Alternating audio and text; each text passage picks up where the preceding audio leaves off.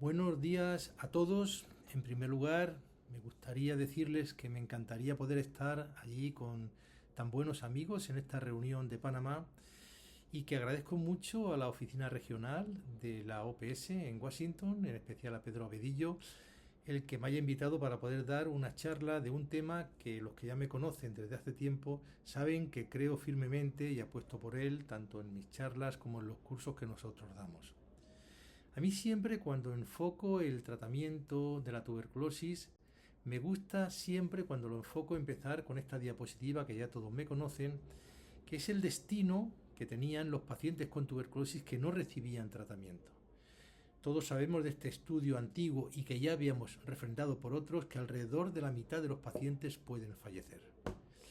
Este pronóstico tan sombrío tan solo cambió en las décadas que van desde el año 1943 al año 1963, donde no solo se descubren 11 fármacos con capacidad de matar a Mycobacterium en tuberculosis, sino que se diseñan los primeros ensayos clínicos aleatorizados de la historia de la medicina. Y estos ensayos clínicos aleatorizados de la historia de la medicina nos dijeron que todo tratamiento de la tuberculosis debería seguir tres grandes bases bacteriológicas: asociar fármacos, tratamiento prolongado y administración en monodosis. Puede que las dos primeras sean las más importantes.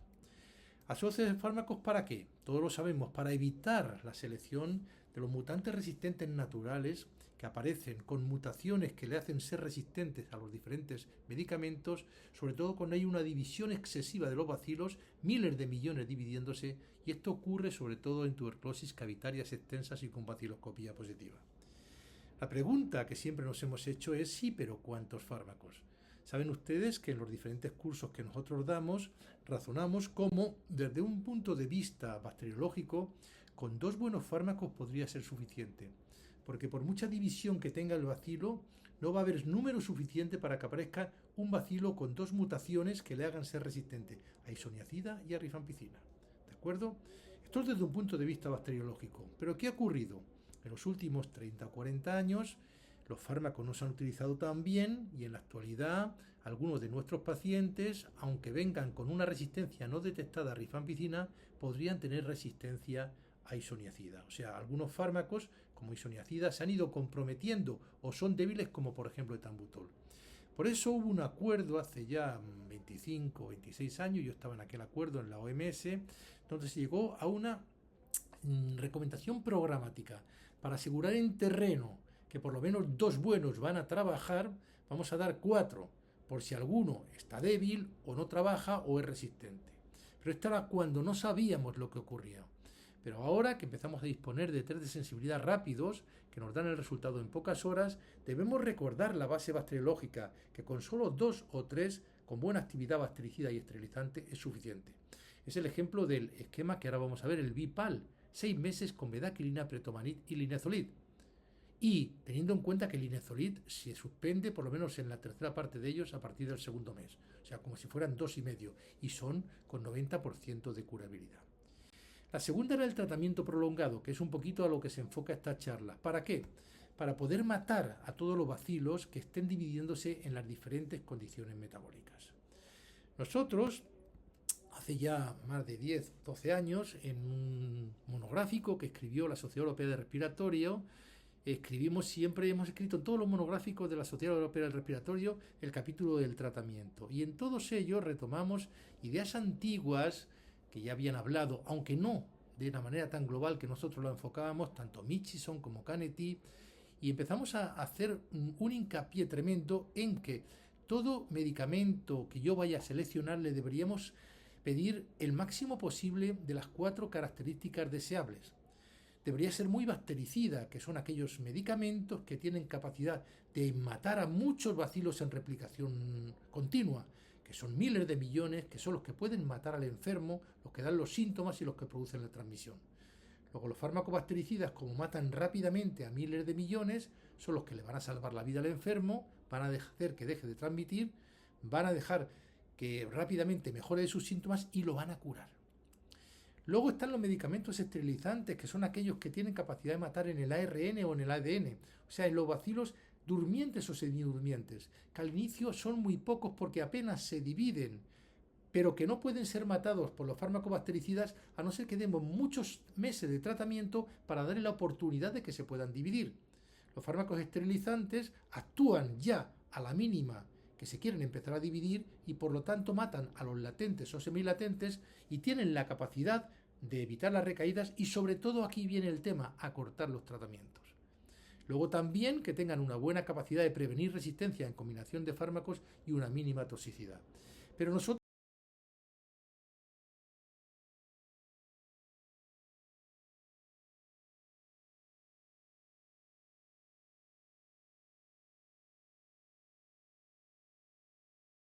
¿de acuerdo? Y ahí vienen los grandes avances que hemos tenido en los últimos 10 años en el tratamiento de la tuberculosis. Nuevos fármacos más eficaces y más esterilizantes con capacidad de acortar todos los tratamientos.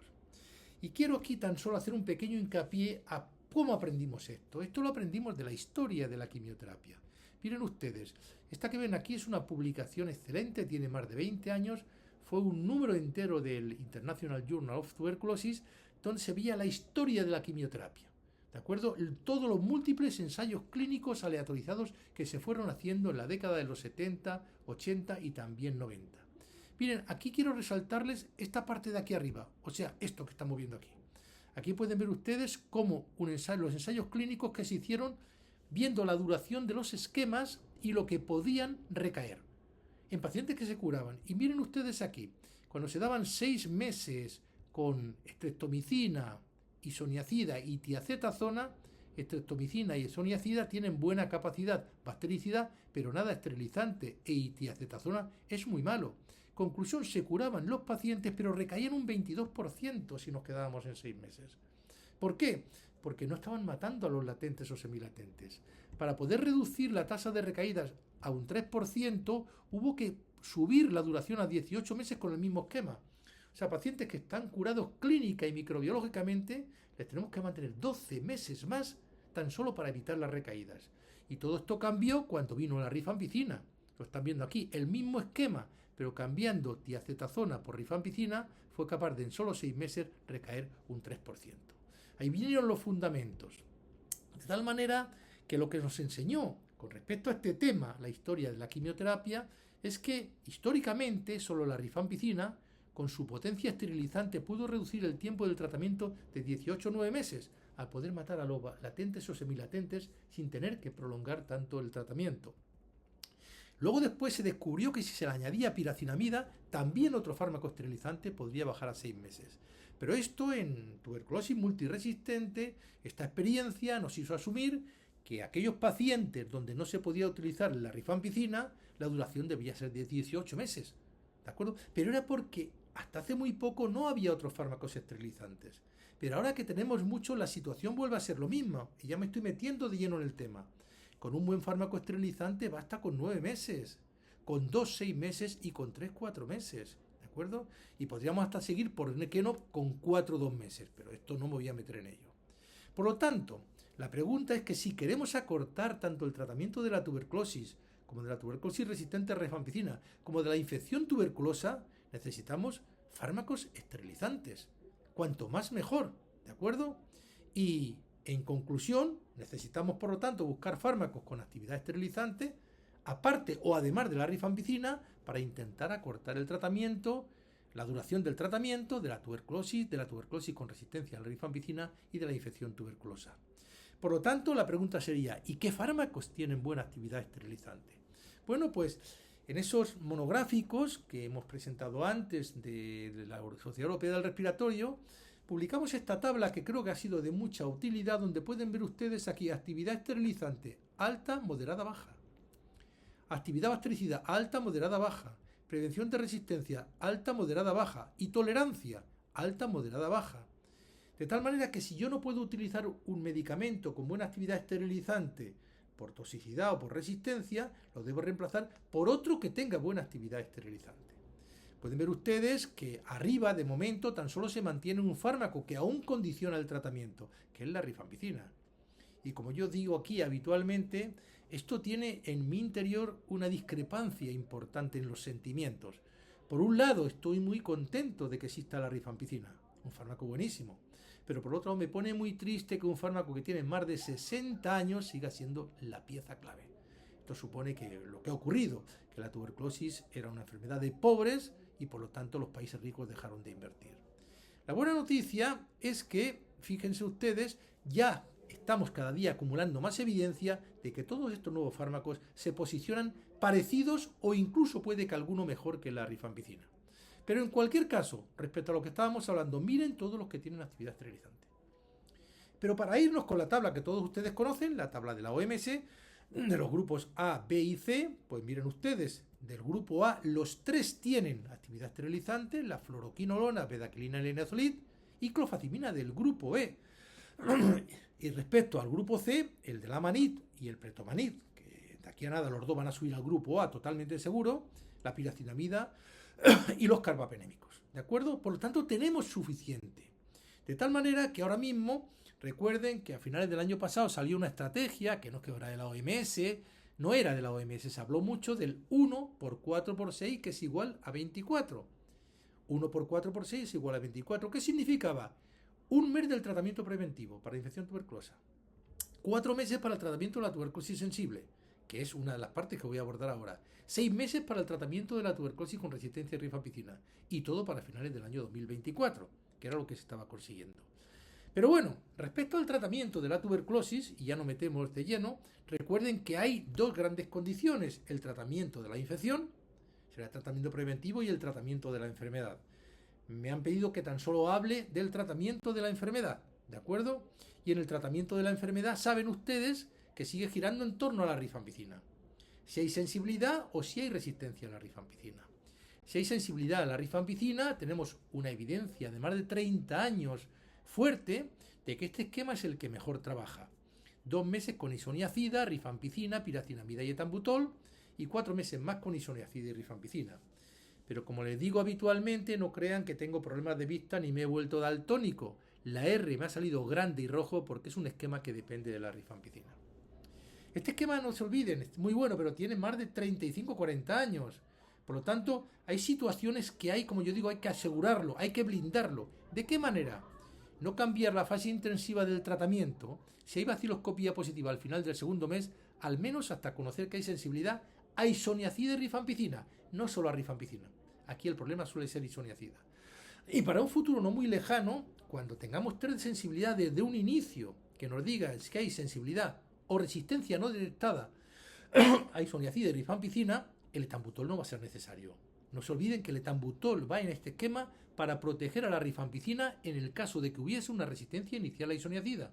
Si sabemos que no la hay, no sería necesario, pero no les quiero volver locos. En cualquier caso, recuerden uno de los objetivos de la estrategia: 4 meses para el tratamiento de tuberculosis sensible. Y viene con este ensayo clínico aleatorizado que se publicó hace más de 2 años, donde se compararon con el esquema de 6 meses que ustedes tienen, se compararon 2 esquemas de 4 meses y uno de ellos resultó no inferior, el que están viendo en rojo. ¿Qué cambios tiene? La isoniazida es el mismo y la piracinamida es la misma, pero cambia rifampicina por altas dosis de rifapentina, que además al tener una vida media prolongada se va acumulando y por lo tanto va aumentando la potencia esterilizante. Ya ese cambio aumenta la potencia esterilizante. Y sobre todo cambia el etambutol, que es un fármaco bastante malito y que no tiene ninguna actividad esterilizante, por un fármaco muy potente esterilizante como moxifloxacino. Por lo tanto, ese es el gran cambio que tuvo. Aquí lo están viendo ustedes. Resultó no inferior al de 6 meses.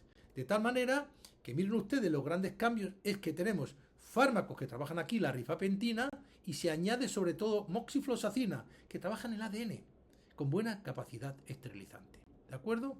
Es por eso que ya hace 3 años aproximadamente la Organización Mundial de la Salud dijo que en condiciones programáticas se podía utilizar este esquema de 2 meses con isoniazida, rifapentina, moxifloxacino y piracinamida y 2 meses más con los mismos fármacos pero sin piracinamida.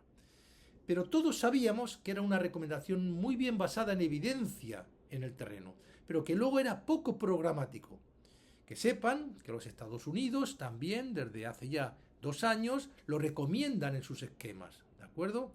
Pero como digo, fíjense ustedes aquí, hay una buena evidencia científica derivada de ensayos clínicos aleatorizadas y además la fuerte actividad esterilizante justifica que puedan ser 4 meses, ¿de acuerdo?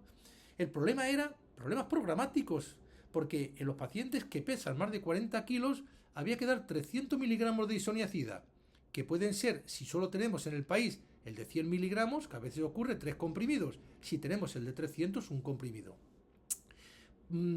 Rifapentina 1200 miligramos. Bueno, si solamente tenemos el de la 150 serían 8, si tenemos el de 300 sería 4. Moxifloxacino 400 miligramos, un comprimido diario, y piracinamida de 1000 a 2000 dependiendo del peso, de 2 a 4. Conclusión, en el mejor de los supuestos que yo tenga la isoniazida de 300, la rifapentina de 300 y la piracinamida de 500, voy a tener que dar de 8 a 16 comprimidos diarios. Además, cada uno diferenciado. Por lo tanto, son necesarias dosis fijas combinadas que reduzcan el número de comprimidos y faciliten su aplicación programática. Esto es muy importante. Y la buena noticia que me han hecho llegar desde OPS, el doctor Abedio los otros días, es lo siguiente. Miren ustedes, parece que ya esta dosis fija combinada está en camino de que se pueda autorizar. Cada pastilla tendría 75 miligramos por comprimido de isoniazida, 300 de rifapentina, moxifloxacino 400 y 375 miligramos. De esta manera, en dosis fija combinada, que entonces ya no me vale que pueda haber que me falta una, que no me falta otro fármaco, sería de 3 a 4 comprimidos diarios. Como digo, es probable, quizá ahora después OPS nos puede confirmar, que estas dosis fijas combinadas estén disponibles en 6 o 12 meses, y entonces sí que será un esquema para introducir masivamente en los países. Luego, si quieren, podemos hablar de toxicidad, porque hay un poquito de controversia, pero creo que hay que apostar por este esquema. ¿De acuerdo? Y pasamos con la resistencia a la rifampicina. La resistencia a la rifampicina quedaría también en este otro objetivo o estrategia, el 6 meses de tratamiento para la tuberculosis con resistencia a la rifampicina. Bueno, creo que todos se saben las definiciones de la resistencia a la rifampicina. RR, resistencia a rifampicina. Multidrogoresistencia cuando tiene rifampicina e isoniazida. Pre-XDR cuando tiene rifampicina, isoniazida y fluoroquinolonas. Y XDR cuando tienes isoniazida, rifampicina, fluoroquinolonas y al menos linezolid o bedaquilina o ambos. Todo esto lo conocemos todos, ¿de acuerdo? Pero todo cambia con esta publicación que tiene ya más de 4 años, que es el NICS, el ensayo clínico NICS, donde se demostró que un régimen de 6 meses con solo 3 fármacos, bedaquilina, pretomanid y linezolid, tenía capacidad de curar al 90% de los pacientes que entonces eran XDR, pero que con las definiciones del año 2021 serían pre-XDR. O sea, esto era espectacular. Pero tenía un problema, y es que hubo un efecto tóxico importante con linezolid, porque utilizaban 1200 miligramos diarios, sobre todo en neuropatía periférica, y aunque se podía manejar reduciendo dosis o suspendiéndola, era un problema tremendo. Bueno, con esta buena evidencia del NICS, ¿de acuerdo? Se hizo el CNICS, que era lo mismo pero con 4 dosis diferentes de linezolid. Todos tenían, primero, pre-XDR o que no respondían al tratamiento por reacciones adversas, ¿de acuerdo? Y luego a todos se les daba bedaquilina, pretomanid y, dependiendo, 4 grupos. Uno de ellos, 1200 miligramos de linezolid durante 26 semanas, eso era igual que el NICS, 1200 durante 2 meses, 600 durante 6 meses y 600 durante 9 meses. Y la auténtica realidad es que todos ellos, el que mejor salió fue el de linezolid, 600 miligramos durante 6 meses. Luego, nueva evidencia fuerte, ensayo clínico aleatorizado que demuestra que el Bipal es bueno. Bipal, recuerden, ¿vale? ¿Por qué? Bedaquilina, pretomanid y linezolid. Bipal es bueno, pero mejor con 600 miligramos diarios. Más evidencia que se acumula, el Practical, que se publica hace aproximadamente 2 años, que fue un ensayo clínico aleatorizado multicéntrico, donde un régimen de 24 semanas, 6 meses con otra vez bedaquilina, pretomanid, linezolid y moxifloxacino, porque esto era para pacientes MDR, no se incluían los pre-XDR, ¿de acuerdo? No solamente era no inferior, sino que era mucho mejor. Pero miren ustedes en este Practical, el que mejor salió, el llamado Bipal-M, por bedaquilina, pretomanid, linezolid y moxifloxacina. No solamente fue inferior, sino que fue claramente superior que el esquema largo. Curaba un 89% frente a un 52% del esquema alargado que se utilizaba como patrón. Pero es que miren que el Vidal C, o sea, cambiando moxi por clofazimina, salía un poquito peor, pero también salía muy bien, e incluso mejor que el Vipal cuando no llevaba ni clofazimina ni moxifloxacino.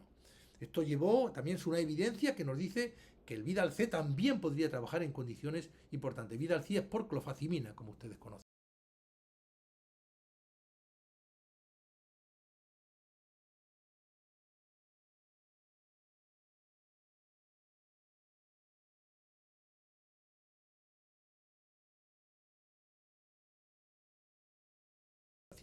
¿De acuerdo?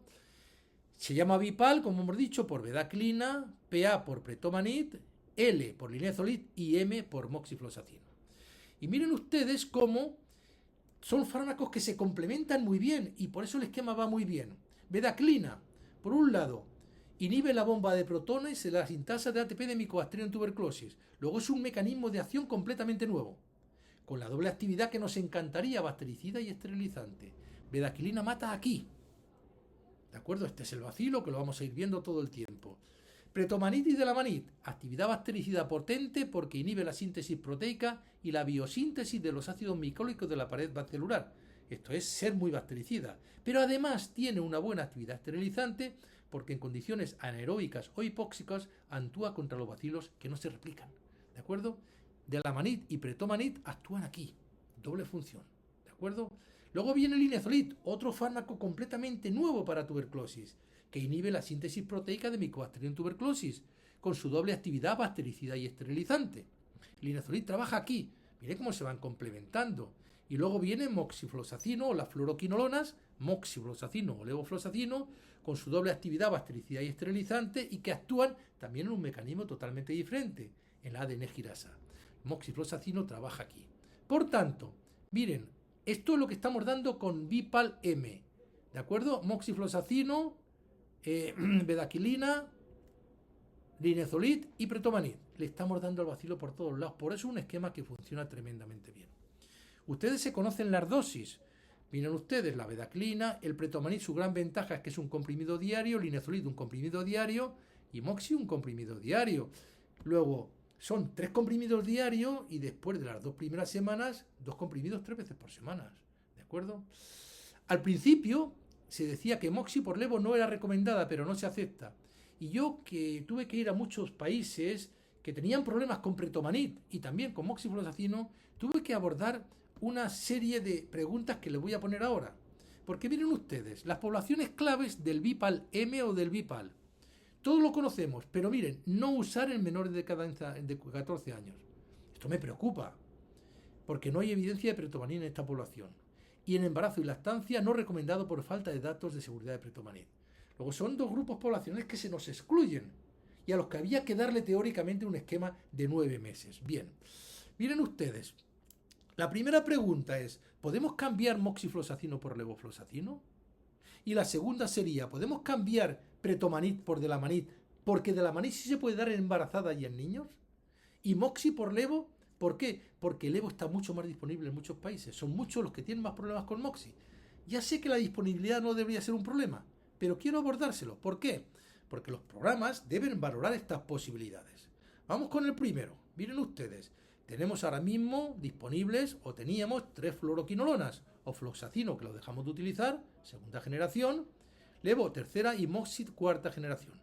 La auténtica realidad es que cuando se habla de si todas tienen la misma eficacia, es probable que tenga un poquito de mayor actividad esterilizante moxifloxacino. Es por ello que se convirtió en la fluoroquinolona de elección en los ensayos clínicos aleatorizados de tuberculosis con MDR, buscando acortar la duración del tratamiento. Mayor potencia esterilizante, ¿sabes? Sin embargo, los resultados no son concluyentes. Levo también tiene buena actividad esterilizante, especialmente cuando damos altas dosis. Además, por si fuera poco, el poder esterilizante de Vipal, bedaclina, pretomanid, ¿de acuerdo? Y linezolid, o sea, añadirle una cuarta, que una tenga un poquito más que otra, realmente no es tan esencial. Si es que la tiene, ¿de acuerdo? Por lo tanto, si los programas lo consideran necesario, no debería haber ningún problema en cambiar moxi por levo en el Vipal M y pasar al Vipal L. Esto yo lo defendí en su tiempo y ya desde hace 3-4 años Sudáfrica tiene Vipal L, ¿de acuerdo? Y Mozambique y muchos países, porque tienen problemas con moxifloxacino. Pero aquí viene la segunda pregunta, ¿de acuerdo? Que sería cambiar pretomanid por delamanid. ¿De acuerdo? Vamos a verlo. A la de arriba tenemos el delamanid y abajo tenemos el pretomanid. Son dos nitroimidazoles que vienen de familias diferentes pero con una actividad muy similar. Pretomanid es un miembro de la familia nitroimidazooxacina y delamanid un miembro de la familia nitro y nitromidazooxazole. Casi no me sale, ¿de acuerdo? Miren ustedes, matan en lugares muy diferentes. Y está esta publicación, que nos han dicho varias publicaciones que tienen la doble actividad bactericida y esterilizante. Pero esta es la publicación que yo les digo. Se publicó hace aproximadamente un par de años, donde compararon algunos aislados que eran resistentes bien a delamanid o a pretomanid. Y se dieron cuenta que algunos guardaban sensibilidad al otro fármaco. ¿Esto qué hacía? Que podría implicar que delamanid o pretomanid podrían reemplazar a uno al otro en algunos regímenes. Pero con una evidencia farmacocinética, no en pacientes, se demostró que respecto a la actividad bactericida, basado en estudios in vitro y en actividad preclínica in vivo, delamanid tiene mejores concentraciones mínimas inhibitorias y mayor reducción de la carga bacteriana a concentraciones más bajas. O sea, que sin que sea muy definitorio y ser farmacocinético, si cabe, puede que a lo mejor sea un poquito mejor delamanid que pretomanid. ¿De acuerdo? No se olviden, además, que desde hace ya 3 años se deja bien claro que se puede utilizar ahora mismo pretomanid o delamanid, ¿de acuerdo? Delamanid, no pretomanid, en todos los niños de todas las edades, ¿de acuerdo? Por lo tanto, a esta pregunta, la evidencia disponible sobre la actividad de pretomanid y delamanid respalda que no debe haber ningún problema en cambiarlos, el Bipal M o el Bipal B. Y de esta manera podríamos utilizarlo en mujeres embarazadas y niños menores de 14 años. De tal manera que a estas recomendaciones del Bipal, fíjense ustedes, en los niños menores de 14 años, ¿por qué no cambiar pretomanid por delamanid? Y en embarazo y lactancia, ¿por qué no cambiar delamanid por pretomanid? Bien, todo esto, a mí que ya lo llevo defendiendo en algunos países, pues me gustó mucho esta comunicación rápida que hizo la Organización Mundial de la Salud en junio, hace tan solo 4 meses, donde basado sobre todo en un ensayo clínico aleatorizado que se llama el BIT, de fase 3, donde probó varios esquemas y miren ustedes que demostró que esto podía ser. De entrada, los pacientes con MDR, si no conocemos el test de sensibilidad a fármacos inicialmente, partir con bedaquilina, delamanid y linezolid y levofloxacino y clofazimina. Luego, cuando sepamos que no hay resistencia al levofloxacino, quito clofazimina. O cuando sepa que hay resistencia a las fluoroquinolonas, dejo clofazimina. O sea, que si yo desde un inicio sé que no hay resistencia a las fluoroquinolonas, que lo debería saber en todos los pacientes, porque tengo el Ginesper Ultra XDR, le podría dar este otro esquema. 6 meses con bedaquilina, delamanid, linezolid y levofloxacino. O sea, el reseunamiento que hemos dicho antes. ¿De acuerdo? Cambiamos pretomanid por delamanid y moxifloxacino por levofloxacino. ¿Qué ocurre, por tanto? En los criterios de inclusión de este nuevo Vidal L, como yo lo llamo, ¿de acuerdo? Bedaquilina, delamanid, linezolid y levofloxacino son los mismos que el Vidal M, que el Bipal, pero que se puede dar en todas las edades, embarazadas y mujeres amamantando, en la lactancia, ¿de acuerdo? Respecto a las dosis, pues miren ustedes, este es un pequeño problema, y es que no sé por qué delamanid tan solo sacó comprimidos de 50 miligramos, por lo tanto se tendrían que dar 2 comprimidos por la mañana y 2 por la noche durante las primeras 8 semanas, y luego a partir de las 8 semanas serían 4 comprimidos juntos por la mañana. O sea, esto lo dificulta un poquitín más, como única pega a ponerle. Por lo tanto, al compararlos, el Bipal M, bedaquilina, pretomanid, linezolid y moxifloxacino. Ventajas: evidencia muy sólida, basada en ensayos clínicos aleatorizados. Menor número de comprimidos, 1 versus 4 respecto si utilizamos pretomanid con respecto a delamanid. Y muchos países ya han empezado a implementarlo y ya se han adaptado a él. Por eso cuesta un poco cambiarlo. Desventajas: que no se puede dar en niños y embarazados. Y que en algunos países es más difícil de obtener pretomanid que delamanid y también moxifloxacino que levofloxacino. El Vidal L, como yo le digo, ventajas: que se puede utilizar en todos los grupos poblacionales, incluso niños de cualquier edad, embarazo y lactancia, y que es más fácil de obtener delamanid y levofloxacino que pretomanid y moxifloxacino. Desventajas: pues que es un esquema nuevo, que por lo tanto va a costar meterlo en los países y que tiene un mayor número de comprimidos, sobre todo comparando pretomanid con delamanid. Pero creo que aunque estamos muy bien con el Bipal M y debemos ir pensando que por poderse recomendar en toda la población quizás sea mejor el Vidal L, ¿de acuerdo? Y tan solo para terminar, los esquemas acortados de 9 meses también los da la OMS, pero miren, yo no creo que se pueda dar un esquema que lleve 7 fármacos y en el variante tionamida, que lleve tionamida, que es un fármaco malo de solemnidad y mal tolerado, ¿de acuerdo? Esto era con las recomendaciones previas, pero en la última comunicación rápida de la OMS también da opción a estos esquemas, bedaquilina, linezolid, moxipiracinamida, bla, bla, bla, bla, bla. Yo digo lo de siempre, si de verdad tenemos un esquema que cura con 6 meses, ¿para qué queremos 9 meses? Además de que tengo un problema con la piracinamida, todos me lo conocen, es que llevamos ya 15 o 20 años viendo en los metaanálisis que no aporta nada, pues la seguimos poniendo, ¿de acuerdo? Bien, saben ustedes que si la quisieran utilizar hay un orden de preferencia. El primero debía ser bedaquilina, linezolid, moxifloxacino y piracinamida y seguido por los demás que tienen ustedes aquí. Bien, por lo tanto, con respecto a los esquemas acortados orales y para terminar, habría que decir que se debe dar prioridad a cualquiera de los 2 esquemas de los 6 meses. Vipal M, por favor sigan con él, es muy bueno, ¿de acuerdo? Pero piensan en el Vidal L, que probablemente en un futuro cercano podamos ir haciendo el cambio y que nos lo garantiza. O por lo menos en los grupos que no se puede dar Vipal M, como embarazadas, lactantes, lactancia y en niños menores de 14 años, den el Vidal L. No se vayan a 9 meses, que no sería la ocasión. Por la posibilidad de poder recomendarlo en todas las poblaciones, quizá en un futuro cercano, mejor optar por el Vidal L, como yo le digo, ¿de acuerdo?